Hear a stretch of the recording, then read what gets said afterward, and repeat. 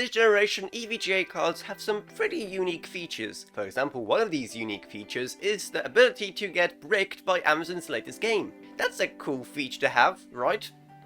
But before EVGA fanboys dislike bomb this video too much like they did before, let me just say that I'm not an opponent of the RTX 3080 Ti's. They have some pretty good cards, though I'd say that the base FTW3 Ultra is a bit, well, underwhelming, especially when you compare it to the way better hybrid cooled and liquid cooled cards they have, mainly because they actually play better to EVGA strengths this generation. And while last time I covered the hybrid, today I'm covering the EVGA RTX 3080 Ti FTW3 Hydro Copper. Yes, these names are getting insanely long, and no, I can't see this trend reversing anytime soon. As you can imagine, this card is intended for custom water cooling loops, which probably makes it the most prohibitive out of the three, but also probably the best option you can go if you of course can afford custom water cooling. Probably one of the main reasons you'd want to go for this card is that because, well, one of EVGA's biggest things with the 3080 Ti is the fact that you can raise the power limit all the way up to 450 watts, which should allow for some insane overclocking.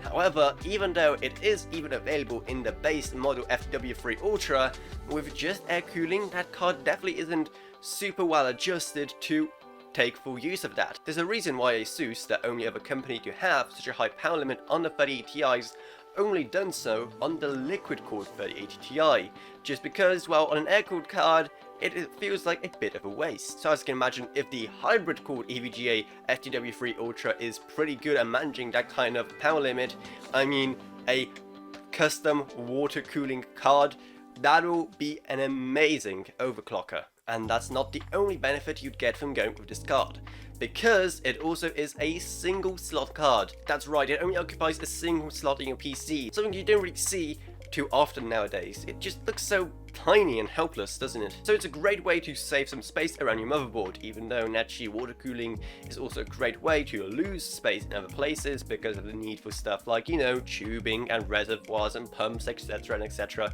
But whatever, some safe space is better than nothing. And because of the whole single slot thing, I can't even complain about this card having only a single HDMI port.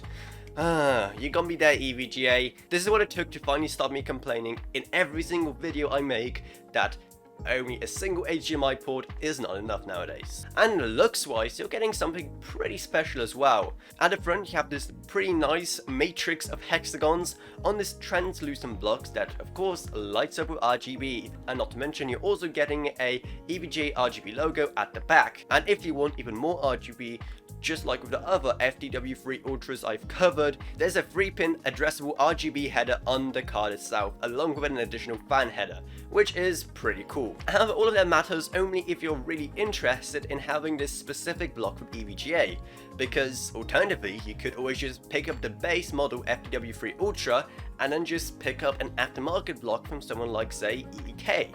That's something you can totally do if you prefer the look of their blocks instead. So all in all, I can only recommend this solution if you really like the look of this water block, and also if it's cheaper than buying the base card and an aftermarket water block. But if you really want to play around with the overclocking potential of EVGA's FTW3 Ultras, well, this is definitely the card to do it on. But if you found this video helpful or entertaining or pretty much any positive emotion, then maybe check out my Patreon, please, pretty please, because even $1 a month goes a long way in helping on this channel and allows me to make way better videos on way more interesting topics. I'd also love to thank my existing patrons Gavin Burns, Ryan, LKB, Meg Sumner, Shane Allcraft, Lance B, and Coming Age Clothing. Then there's also our Amazon associates links if you want to pick up a PSU that'll be able to drive such a power-hungry GPU. Plus, then there's also our Discord server if you want to talk to me or others about this or whatever else really. But anyway, that's what it's, so I hope you enjoyed this video. If you did, then remember to subscribe, like, whatever, and I'll see you all in whatever I make next. Goodbye everyone. Goodbye.